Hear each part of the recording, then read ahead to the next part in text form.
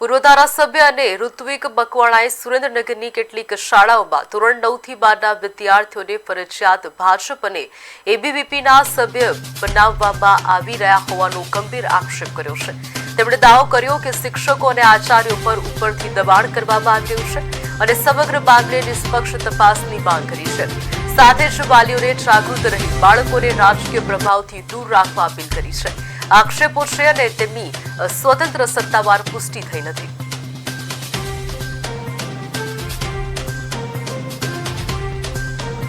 ગુજરાત સરકાર આના ઉપર કશા એક્શન લેશે એવું એટલા માટે નથી લાગતું કારણ કે એ લોકો જ આ બધું કરાવી રહ્યા છે। આવા સંજોગોમાં વાલીઓએ જાગૃત બનવું જોઈએ કે તમારા બાળકોને રાજકીય કટ્ટરતાથી અત્યારથી બચાવો।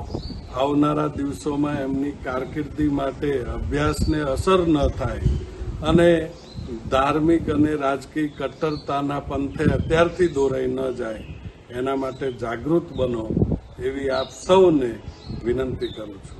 ગુજરાત સરકાર આના